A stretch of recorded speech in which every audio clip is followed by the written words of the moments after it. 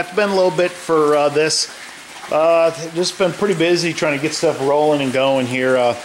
This will be the last video I will make of my aquaponics system, my home aquaponics system where I'm at now. It's because I'm going to be tearing it down and I'm going to be going to the larger commercial. Remember I told you before, this was all learning experience, just to make sure, and I'm going to go through my final results on everything I've learned here, because what I have here would be really nice for a homeowner. I'll just go over the system. 330 gallon IBC, not a 275. I got a clarifier, a biofilter, 3 grow beds, and 2 water rafts. I'm going to go over everything how I would change my system if I were to do this again, or if somebody was to do this. So I'm going to start right at the fish tank. Everything in the fish tank was fine, with one exception. I did something that I haven't showed you guys. The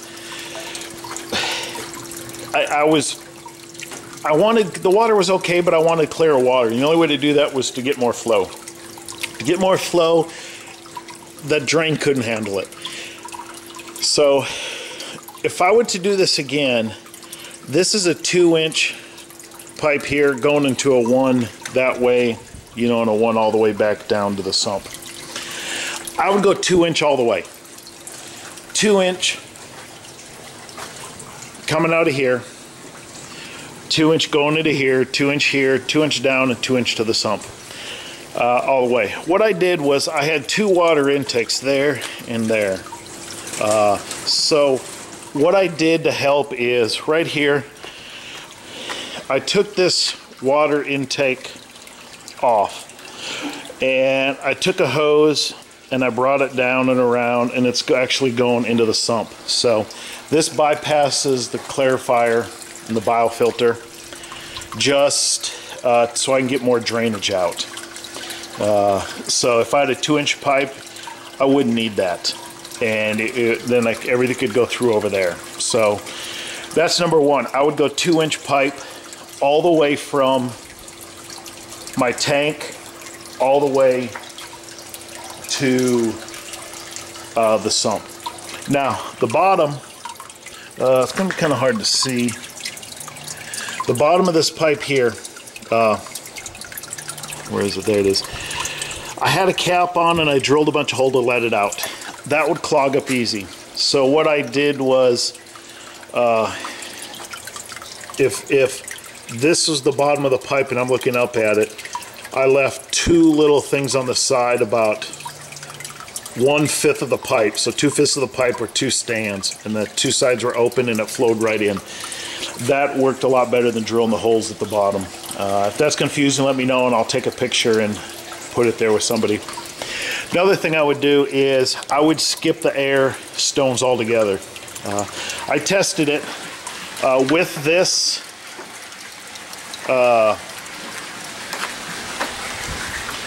Venturi. It's from flowright.com.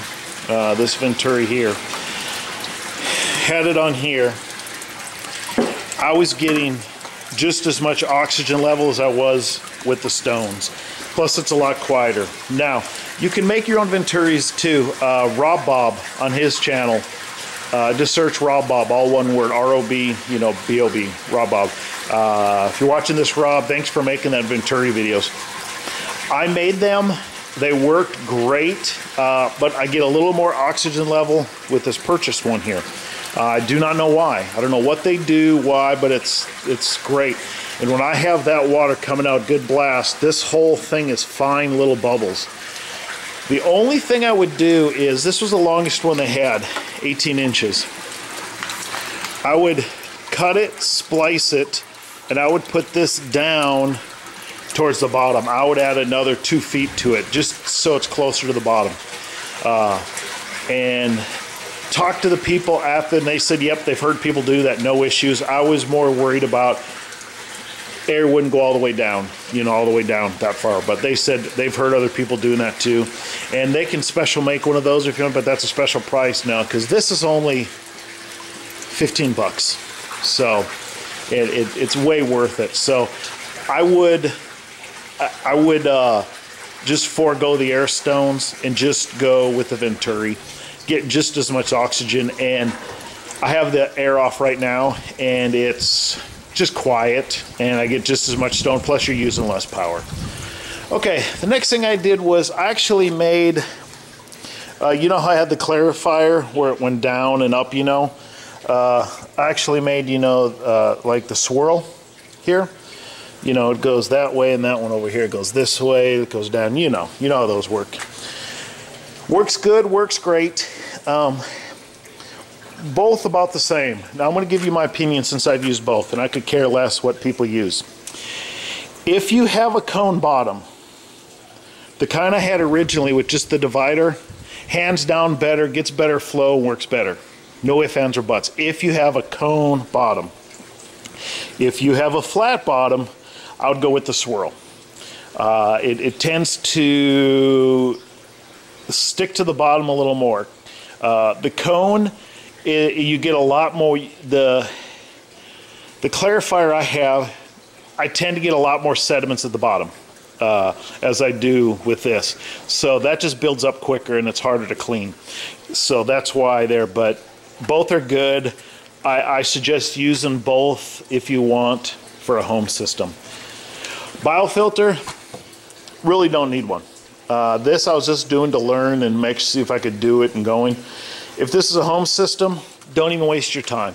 The only reason you would need that is, let's say you wanted double the tanks of fish and you're overdoing the fish ratio compared to the plants, which is more stress on the fish and you. But if you want to do that, then get a biofilter. But if not, just skip it. You're fine. What I plan on doing to test is with this barrel here, when I tear everything apart, and I'll make a video, I'm going to try to melt the bottom to make my own cone. Just what I plan on doing is putting this out to about there, that concrete. This concrete I want to move out to about here, so this whole middle here is open. And what I'm going to do is get a 55-gallon drum, just start a little fire in there with some sticks and branches I have around here. Set this barrel on top of it for a minute or two so the bottom gets soft. Right next to it, get these ready. Put this down, put it down, then get a 4x4 and push down in the middle. So what it'll be a little flat, then it'll go down to where the 4x4 I push down on. And that 4x4 should give me a flat area to screw in a bulk fitting. So I'm going to try that, see if it works. And if it works, this will actually be my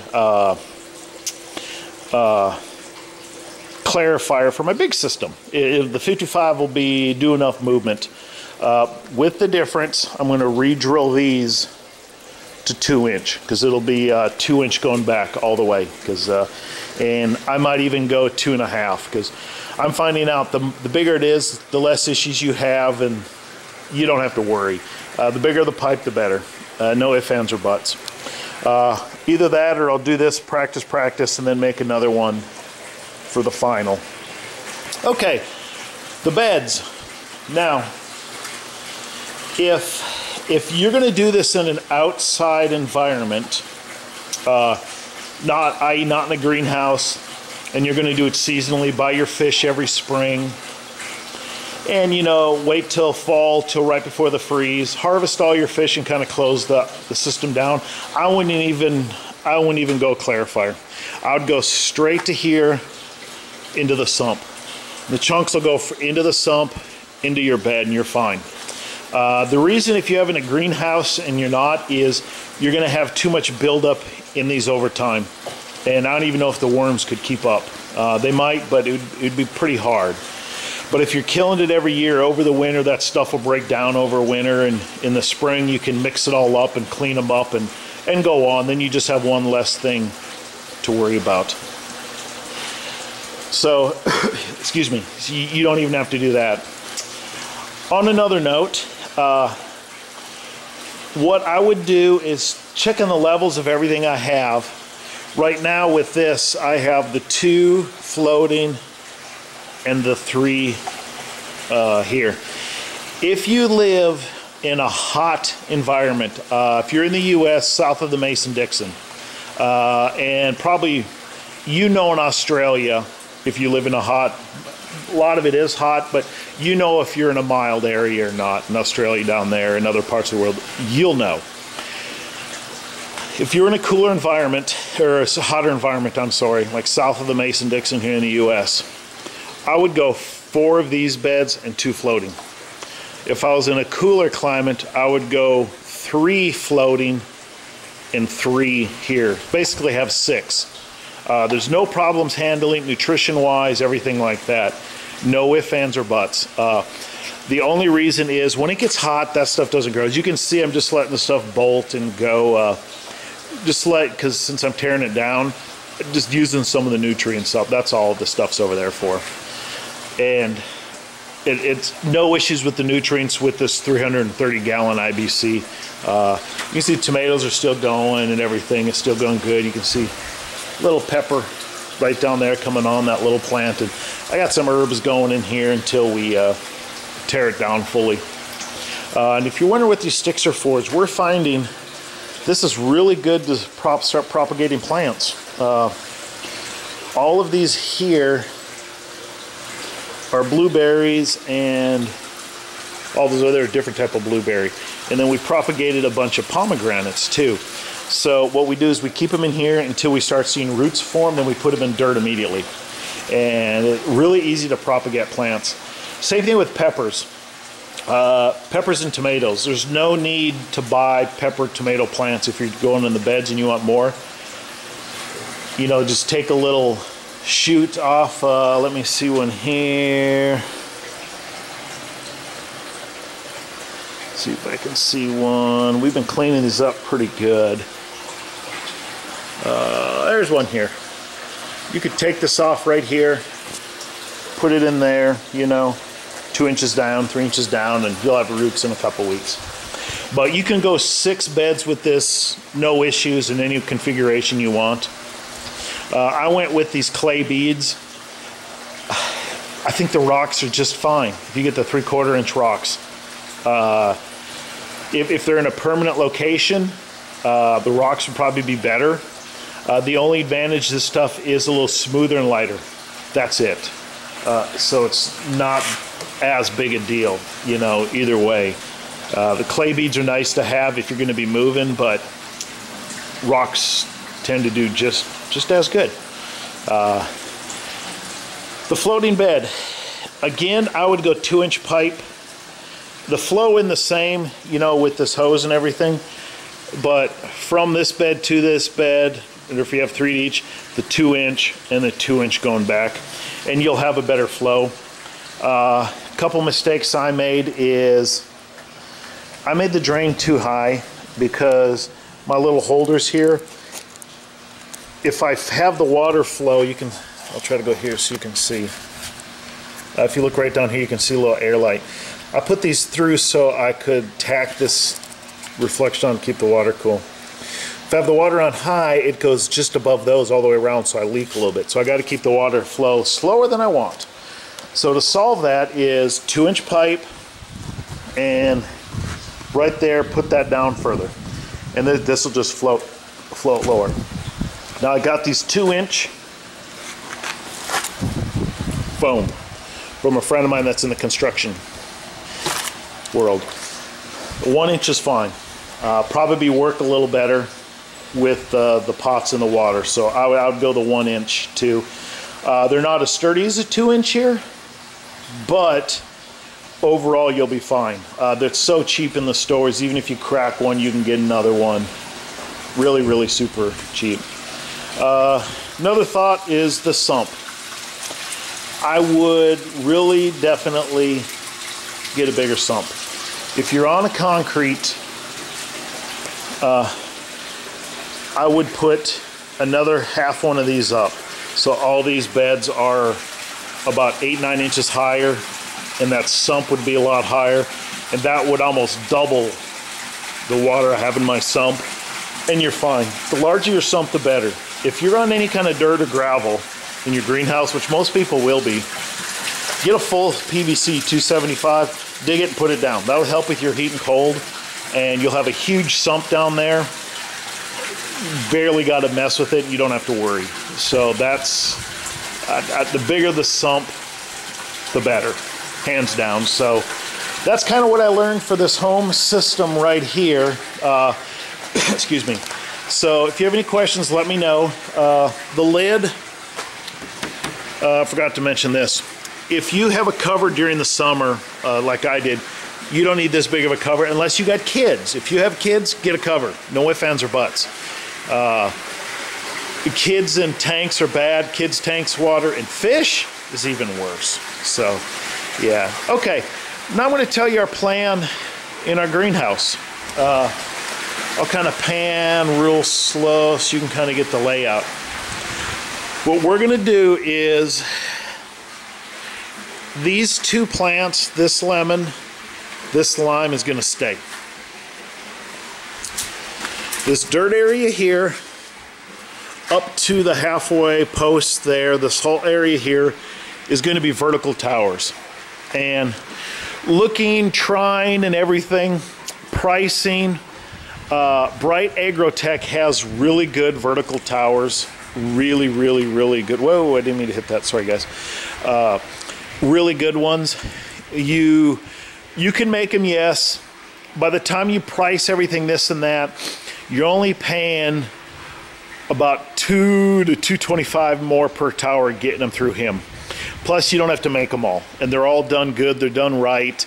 So, if you're doing it, just buy them. Unless you really, really want to make them for whatever reason, there's really no need, you know, to make them. So, I'm estimating in this area here, when I get fully going, I will have about 100, 130 vertical towers. So that's in this area here. So, and again, I'll go back here so you can see it. This side of the posts, basically on the dirt, through here. So these all be vertical towers. Now here's where it's going to be a little different. So everything there's vertical and this is not. This area here, we're going to take this bed out, completely out.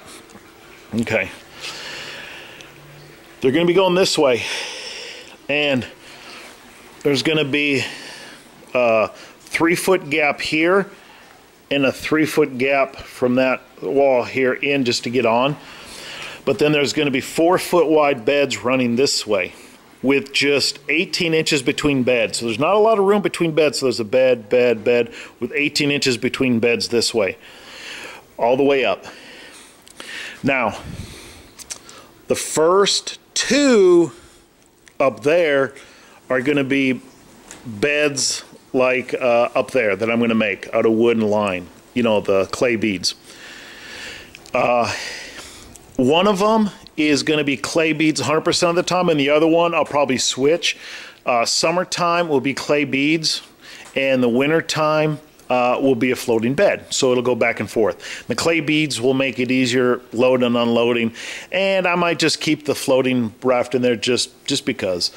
The rest of them are all going to be wicking beds, all the way down to about 3 foot here. Going to be wicking beds all the way.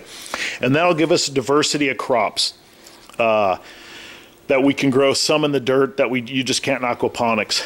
A lot of your root vegetables and stuff like that. And I was on this wall up here going to be doing a lot of Dutch buckets, you know, in this system here. We're changing that. If you go to Bright Agrotech, I really liked what he did, and this will be the third. First phase will be the vertical, second phase will be this, or the second phase, and the third phase will be this. Now this will be tore out fairly early because I'll show you where the sump's going. I have to move this for the sump. I'm going to make, like Bright Agrotech did, a living wall, but on the inside.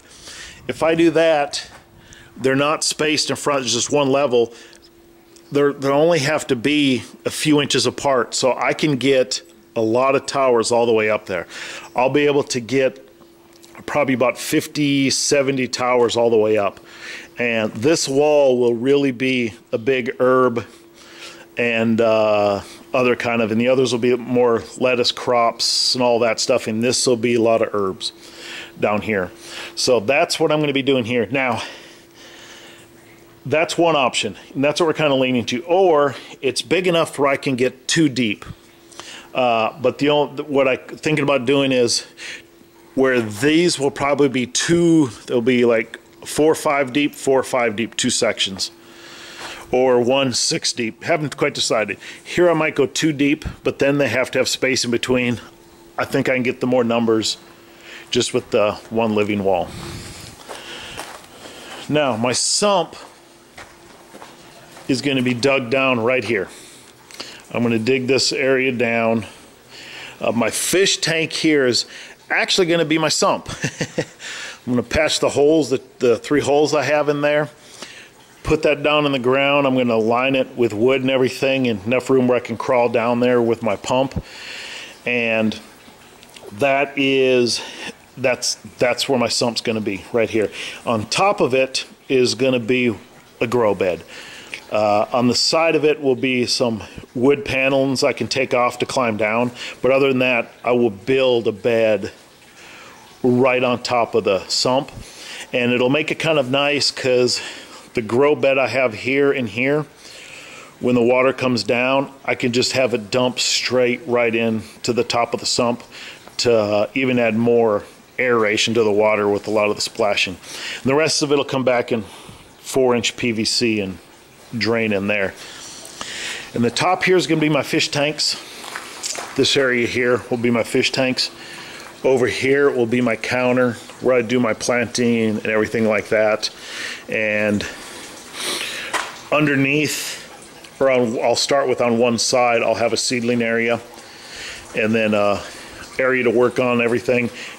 What I'm going to have later is 2 levels. The bottom level will be seedlings with LED lights, and the top will be work. And this can be another area I have over here with some grow lights, LED too, for seedlings. I'm going to go with the LED for the seedlings for the power and the heat issues.